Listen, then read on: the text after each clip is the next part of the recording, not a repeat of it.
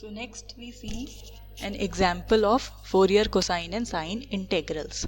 The question is, this function is given to us fx e to the power minus kx, where k is some positive quantity, and we are to find what is the Fourier cosine and the Fourier sine integral representation for this particular function.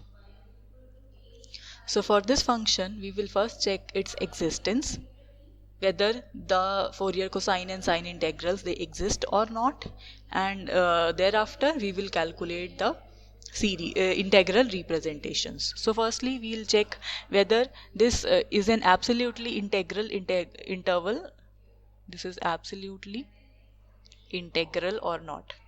So for that we firstly check this limit integration from minus infinity to infinity modulus of f of x dx. So this would be equal to, what is function? The function is given to be e to the power minus kx whenever your x is greater than 0. So that means our limit changes from 0 to infinity because x is positive, and in that limits the value of function that is given to be e to the power minus kx. And because this is a positive quantity always, so we can remove this modulus sign. So now we can very easily integrate this quantity. What would be that? It would be e to the power minus kx divided by minus k, and the limits varies from 0 to infinity. Now you cannot directly write infinity here, so we have just written b here, and we take the limit b tending to infinity. So this is the thing.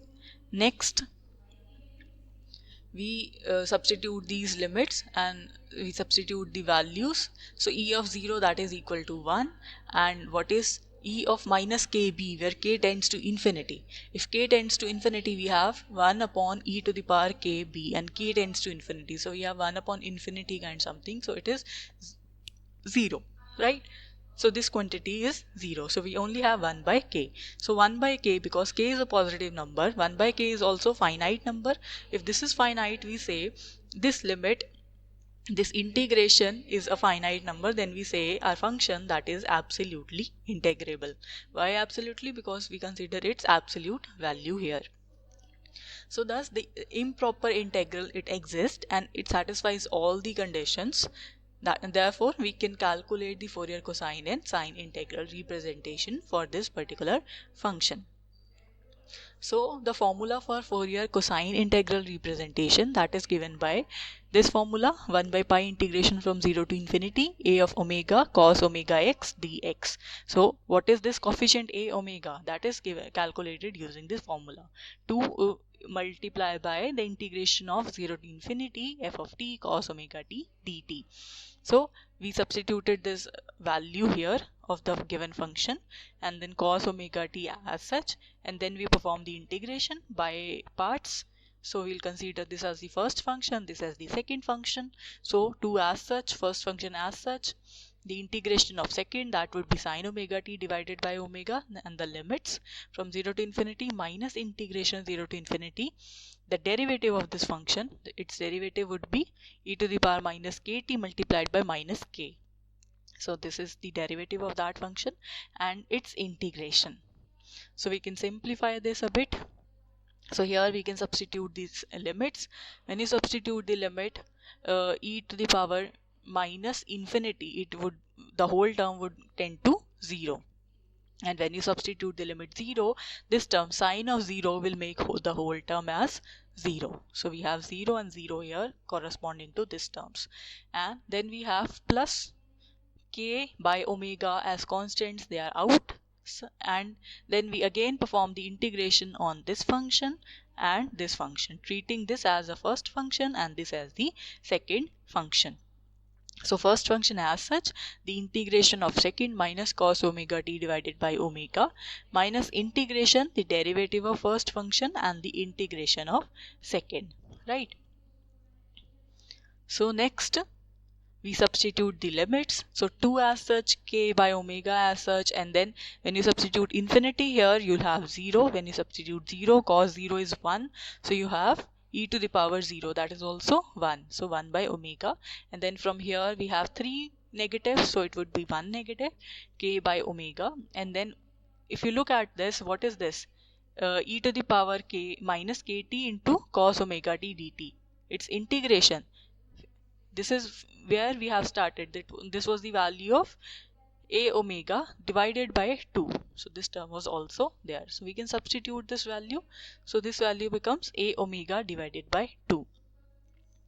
So now we can rearrange and solve it for a omega. This side was also a omega. So we can shift all these terms to the left hand side and we can club this a omega, and after simplification we have the value of a omega as this particular quantity. So now if a omega is this one, so we can write the corresponding Fourier cosine series in representation. So it would be f of x, that would be equal to 1 by pi integration from 0 to infinity a omega cos omega x d omega. So we substituted its value. So this is a final answer. So next we would find the Fourier sine integral representation. So the formula for that is this one, where you have to first calculate what is b omega. So b omega is given by this formula. B omega is 2 integration 0 to infinity f of t sine omega t dt. So this is the formula. You substitute the value from of the given function. So it is e to the power minus kt, and then we can integrate it by parts. So first function as such, the integration of second. Hanji. Ma'am. So we can solve this integration. You could also use this formula of e to the power minus ab sine bt dt, right? So we can also do the integration by parts. So when you solve this and you substitute all the limits, so you have the value of b omega similar to the previous case as 2 omega divided by omega square plus k square. So this is the value of b omega that we obtain from here. So the Fourier sine integral representation for this function becomes this one. So you just substitute the value of b omega which we have just calculated. So this is the Fourier sine integral representation of the given function. So next is we should note here that the sine integral here, it does not exist for the value of x is equal to 0. That is, the function at the point x is equal to 0 does not exist. So this is one observation, right?